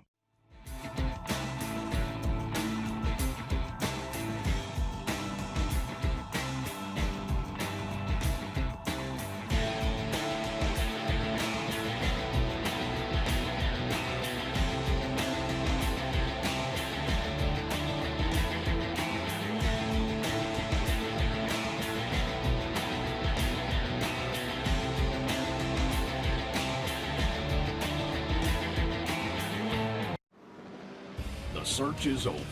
The most comprehensive league scoring solution is here, with the ability for multi-level championships, custom incident tracking, post-race time penalties, support for heats, drop weeks display, multi-car team scoring, advanced web widgets, rookie championships, a custom paint system, and load those results in seconds. Visit extremescoring.info today. And welcome back to Oulton Park, where we've just seen the finish, the very exciting finish here of round number 5 of the Extreme Motorsports Ricmotech Touring Car Cup, presented by Performa Elite. I'm Greg Ginsburg, along with Larry Lefty McLeod, and let's go and quickly take a look at run down our finishing order here. We'll break it down by class. I think John can do that for us. Let's start off with Club Sport Pro and our overall winner. That's Street Tuner Pro. I guess we can go to Street Tuner Pro, where Mike Dam took the win in the Mazda Miatas, with Robert Hartley second, Paulo Kui Grant finishing in third, with Schwenke and Warren just out of the podium, or just out of the medals there. Let's now move over to Club Sport Pro. John. There we go. That's the one I wanted. Eric Violette was your overall winner for D2D E-Racing, with Kevin Ford finishing in second, Jeff Jacobs finishing in third, Scotty Banks, Edgar Sancinelli, and well, you can see there, 13 laps down, lucky 13 for Scott Banks and 33 for Edgar. So it really was a 3-car fight there. Let's move over to the AM categories. We'll move over to Street Tuner AM, John. There we go, where Jeff Cranston from Craney Customs takes the win. And you see there, Labano and Barist, they're showing as a lap down, but I think that was solely based on where Eric Violette had finished up tonight. And then finally, in Club Sport AM for our Toyotas, taking the win, Robert Schwenkler. And Larry, we'll have to check with Robert, because he's in the green room, whether or not he considers that getting to the finish without a spin. Robert Schwenkler taking the win for the wrong stuff. His teammate Joey Rutledge finishing in second. Leo Dragata from Dragon Sport coming home in third, with Brad Husty and Mike Taylor rounding out your top 5. All right, so let's do this, Larry. Let us talk to some of our podium finishers here tonight, and let's talk to the Wrong Stuff's Joey Rutledge, finishing second tonight in Club Sport AM. All right, we are here with Joey Rutledge, driving the number 44 for the Wrong Stuff Racing. Joey, you had a great start to this race, really. A lot of passing early, a lot of good battles going on. Then the race kind of settled in, but tell me a little bit about it from your point of view. Oh, I don't really feel like it ever settled in. I feel like I always had somebody out there I was battling with, not necessarily always in class, but it was a great race. Ran a good one, a lot of close calls coming and going, so it was it felt more like a stock car race than a road race. Yeah, these cars, these Toyotas, they look like an absolute handful at times out there. Do I even dare ask how many off tracks you might have had tonight? Oh, look, hold on. 11. That's not bad. That's not too bad, considering 36 laps or whatever around this place. 11 is not so bad. Yeah, well, you could trade them. You could trade them for time. So you can kind of collect them like stamps. But it's a tough track. There's a lot of things going on, and like you said, you end up with a lot of good battles. You had a great one going there with Jeff Jacobs for a while. You had a good one earlier on with some other drivers. So you really seem to be enjoying yourself out there. The Wrong Stuff, you guys have put together a pretty good team here. Great successes. What do you think about that so far, with the amount of drivers you guys have taken wins or on podiums? Yeah, I mean, Rob's a heck of a driver out there too. I mean, we're just picking up the pieces, you know what I mean? So we're having a good time, just trying to keep it on track. That's all it takes half the weeks. So yeah. Yeah, well, awesome drive tonight. Second spot in the M category for you. Anybody you want to give a special thanks to? Well, definitely to Robert and of course the whole team, TWS, and then our sponsors, UB Safe, WC91 Liveries, Abruzzi, Sim Motion, Dangerous, SR4S, and McConey Setup Shop. Thanks, guys.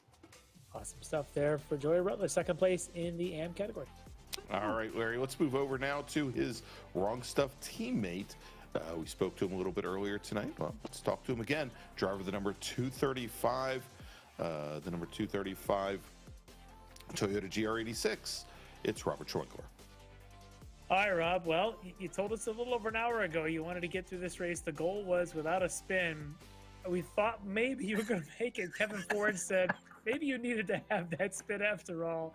So, tell me about the rest of the race and then about the spin. Yeah, that was a fun one. I was shocked to be able to go into the lead at the beginning. I don't know what happened. I think Eric and someone went a little wide and took advantage of that and just tried to. I mean, Eric was right on my tail the whole race, just pushing me, and I was just trying to keep the pace up because I knew he could probably go past me whenever he wanted. And then I had that little bobble, and there was no holding him back. So the rest of the race was pretty uneventful, other than Kevin decided to kiss my rear there. So I think, like you said, he thought he needed to do a little pirouette one more time. He needed you to get one spin and get your corner. Yeah. But luckily it didn't cost you position there. Still able to take the victory in the AM category. It really was a fantastic race. A lot of laps led on the overall. You led every lap on the AM category, and even with the spin, no struggles there to take the win in the AM category. So that's an awesome result for you. Pretty good night, I would say, for sure. Anybody you want to give a thanks to for the victory tonight? Yeah, huge shout out to the whole team at the Wrong Stuff. These guys have been great to race with, and all of our sponsors. UB Safe, W91 Liveries, Abruzzi, Dangerous.net, McConey Setup Shop. Thanks to all those guys, and thanks to everybody watching. My son Ryan, big shout out to you if you're watching still. My girlfriend Frankie, everybody, love you guys. Thanks for watching. Well, great stuff from the Wrong Stuff Racing tonight. Rob Schwenkler taking the win in the M category and up on the podium on the overall. Great run for you tonight, Rob. Thanks, guys. Appreciate it. All right, Larry, let's move over now to Street Tuner AM, and we're going to bring in, finishing second tonight, Chuck Lobano. All right, we've got Chuckily, also known as Chuck Lobano. So Chuck, great profile picture of you. I'm assuming it's not your current photo there for us. It might be a little bit used. But hey, good run tonight, taking home second. A great opportunity to pick up some points here for you. Tell me a little bit about your race. Yeah, well, Jeff and I had a nice little battle here. Something happened up front and we lost the main group. And together, it's like whenever I made a mistake, he would pass me, and whenever he made a mistake, I'd pass him. So we were actually doing quite well together. And then I made the smart decision of touching the grass, and you know what happened after that. And then I thought, oh, that was fun the first time, so let's do it one more time. And then the grass is not grippy. No, it is not grippy at all. So after my pit stop, I just ran and ran and ran. Didn't have much going on until Kevin in second place there passed me, and that was probably the best show that I've had, right up until they wiped out into the grass. That's right. You were right there in the mix of all that right at the end, but you're able to keep the car clean. Maybe just a couple of grass stains to take off of it at the end of the night, but that's not too bad. And able to collect second place points for you. Pretty critical because you're in a pretty good battle there with Jeff Cranston in the AM class. So great result for you. Anybody want to give a special thanks or shout out to tonight? Yeah, my wife and my son and my grandson, whose picture you keep commenting on. Ricmotech, was it Extreme Scoring, Proforma, of course Fritto Sport and Edgar, who Edgar does most of the work around here. We just have to show up and drive. So that's about it. All right, well, awesome stuff. That's kind of how Larry and I work these things on Monday nights. Some people do the hard work, and we just show up. We just show up and drive. But Chuck Lomano, great result for you tonight. Second in the M category in the Mazdas. Congrats on that. All right, there you go. And still no Jeff Cranston. So let's do this, Larry. Let's move over. Actually, he's in the other interview waiting area. Oh, yes, he is. As a matter of fact, he is. How dare he? All right, let's bring in Jeffrey Cranston, our winner tonight in Street Tuner AM. All right, Jeff, we just talked to Chuck, said you guys had a good battle till he decided he wanted to go play in the grass. You managed to stay out of it and come home with a victory here tonight. Tell me a bit about it from your standpoint. Yeah, I wasn't sure what happened to him there. Yeah, unfortunate to hear. But yeah, this track can grab you like that. I was having some trouble in qualifying. I think I went off 2 or 3 times, struggling to get a lap in. But yeah, I saw Steve Daniel. Looked like he had a little pace on us, but had a incident as well. And then yeah, Chuck and I kind of battling together, and then I saw him kind of drop off. Wasn't sure what happened, but yeah, I just had to hit my marks after that because I didn't want to throw it away. Yeah, and keeping yourself clean around this place, as you mentioned about the off tracks and throwing away laps in qualifying, it can happen at any point in the race, but you managed to keep it clean and to maximize your points here tonight. And really, when you look at the overall standings with Ray Lombardi not here tonight, it's a good opportunity to pick up max points, and you did exactly that. Did you know that as the race green flag was dropping that your chief rival may not be making the green and there'd be points out there to collect? Yeah, I definitely did notice that. He's been kind of running away with every round here, so was given a gift to anyone to take it. So yeah, I'm fortunate I was in that position tonight. Yeah, well done tonight. This place is a very tough track to stay even mildly clean. And I'd say coming home with a victory in category is a little more than just mildly clean. It's a great job. So taking the win, Jeff, anybody you want to thank? Any special shout outs tonight? Just the league admins as usual. The drivers in the league as well. It's a clean competition. Everyone's respectful. And then as always, you guys in the booth there. Makes it fun to watch. Well, appreciate that. Awesome stuff from you tonight. Great drive to take home the win for you, for Jeff Cranston. Good job. Thanks, guys. All right, there you go. Jeff Cranston, your winner tonight in Street Tuner AM. Larry, let's now move over to our Street Tuner Pro podium. And our winner tonight in the Mazda MX-5s from Orion Racing, it's Mike Dam. Oh, Mike Dam, the stories you're going to be able to tell after tonight's race. At one point, we looked at the standings a lap or two in. It's like, where is Mike? As the race progressed, you found your way back into it, and somehow you took the checker. Tell me a little bit about the excitement that was your race. Yeah, I didn't expect to win this one. Yeah, just kind of, had a poor start, got kind of stuck on the outside first couple turns, and the car was really slippery, so found myself in 6th, I think. And yeah, at that point, just kind of settled in, see how the race was going to go. And do my best to save as much fuel as I could at that point.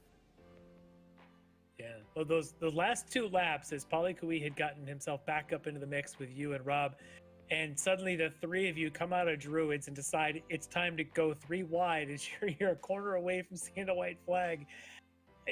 That last lap and a half was some of the most intense stuff we have seen. I mean, just some of the best racing. I'm not sure you guys at all touched, but boy, it was some close stuff. Yeah, absolutely.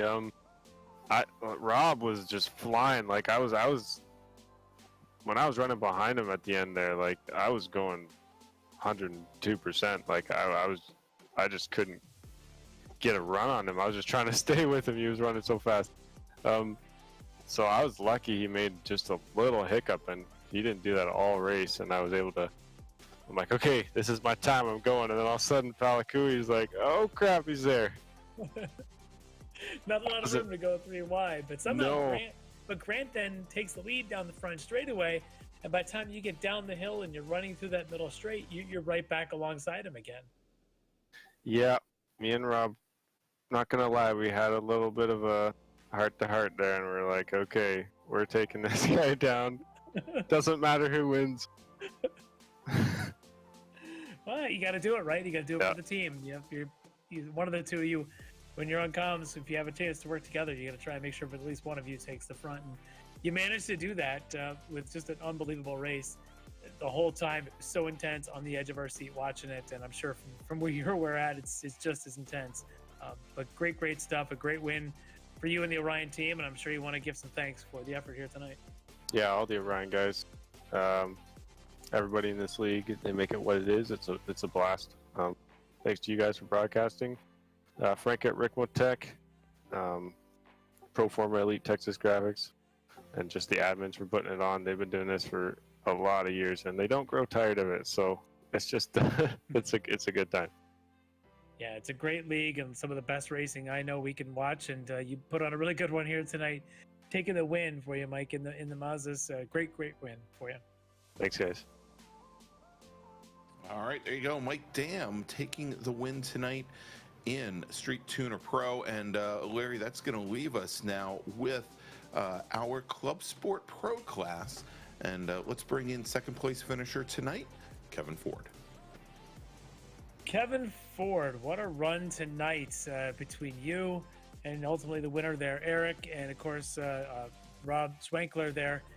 You guys had a heck of a battle going on, but it got down to the end of the race. You and Rob were trying to figure out between you who's going to finish second overall, and you didn't want to give that up, did you? No, I did not. But, him being in another class, I thought, well, I didn't get a run on him coming up through Clay Hill or through Drew or around Lodge Corner there. So I thought, well, if I can't beat him to Lodge Corner, I'm just going to ride behind him. And he was beating me out of that corner all night. So when we came out of there, I was shocked to find myself up on his bumper, and by the time I lifted, it was too late. So I felt pretty bad about that. Yeah, you were pretty much in his trunk coming out of that corner. Yeah, pretty much. Yeah, I think I saw the back of his head at one point.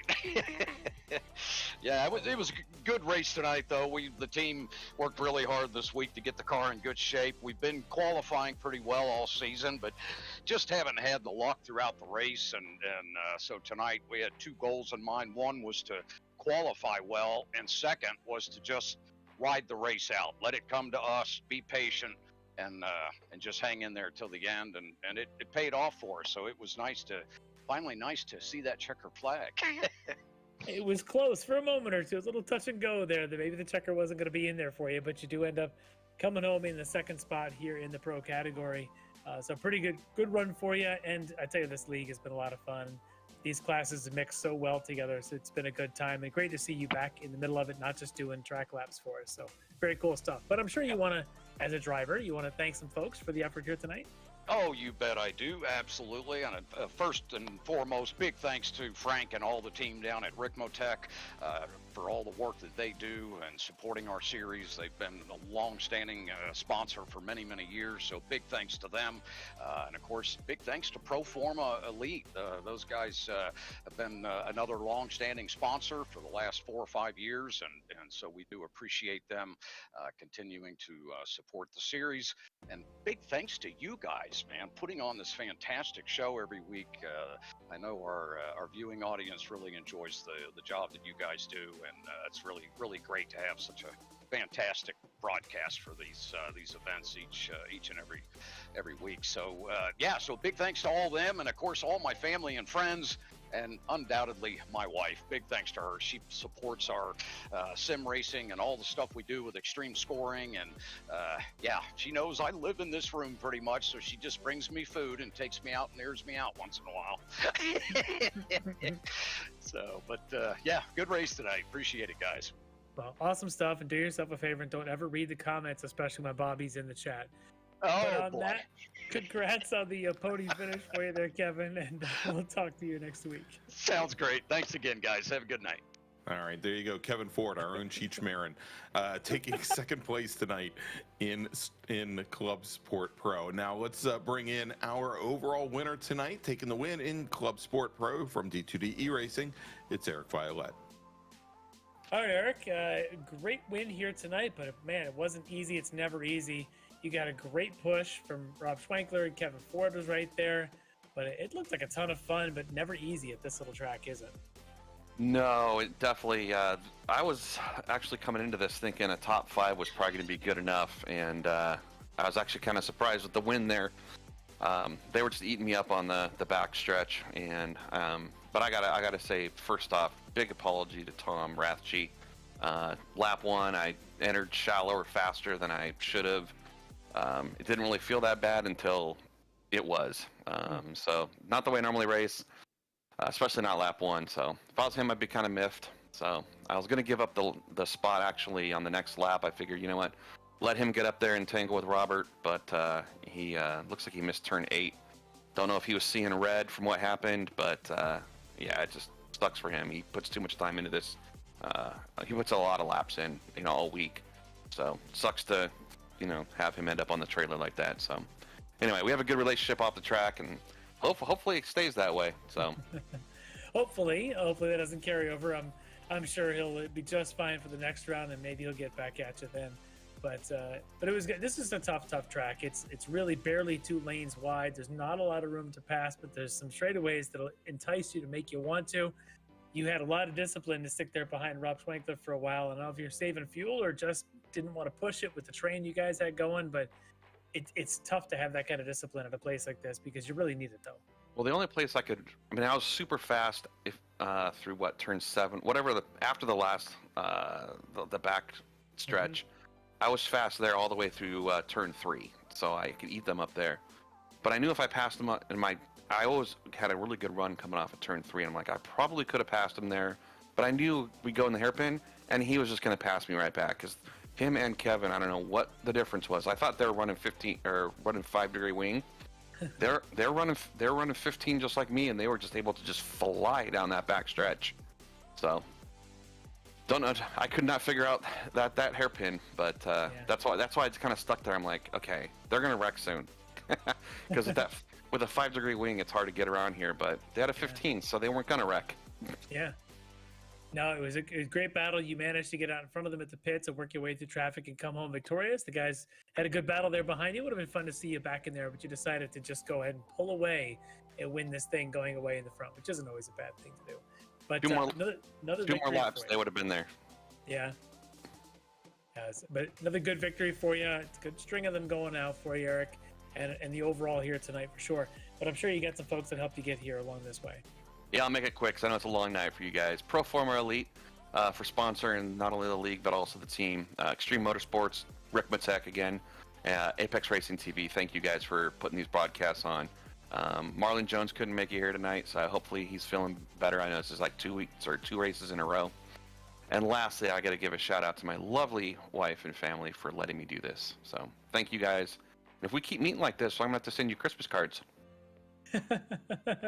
Looking forward to it. Send Larry the card, send me the cookies. Send one to Tom Rathje, just saying, you might want to. Oh, yeah. That's going to be a get better soon after that wreck. Yes. Break out the mistletoe. All right, Eric. All right, congrats on the win here tonight. Thank you.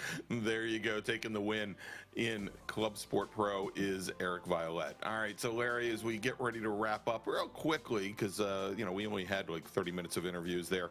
We did have time to break out the abacus and check the point standings in each one of our 4 classes, and looks like some folks definitely dodged a bullet. Ray Lombardi still sitting atop of Street Tuner Am, the Team Esport Racer, who was not here tonight. He maintains now a 6-point advantage over Chuck Labano, who we talked to just a little bit earlier tonight. In Street Tuner Pro, Mike Dam with the win tonight managed to extend his lead over Palakui Grant. It now stands at a very impressive 30 points. In then Club Sport Am, and those are Toyota's Joey Rutledge, now with a 7-point advantage over Midfield Motorsports' Tom Jenkins. And then finally in Club Sport Pro, Eric Violette, who we just finished speaking to, he now has a, let's see here, he's got a 33-point advantage over Team Volta's Scott Banks. All right, so Larry, let's wrap things up here, and we'll give everybody a quick idea of what we've got coming up on the schedule. Next week, that is June 26th, the Ricmotech World Challenge returns, and it heads to, I'd call it the home of American racing, Indianapolis Motor Speedway and the Indianapolis road course, the current version of the road course. Our GTP and GT3 cars will be battling it out for 75 minutes. That's round number 4 of the current season. And then in 2 weeks, July 3rd, the Touring Car Cup returns, and it's going to be coming to my neck of the woods, to my home track, to my little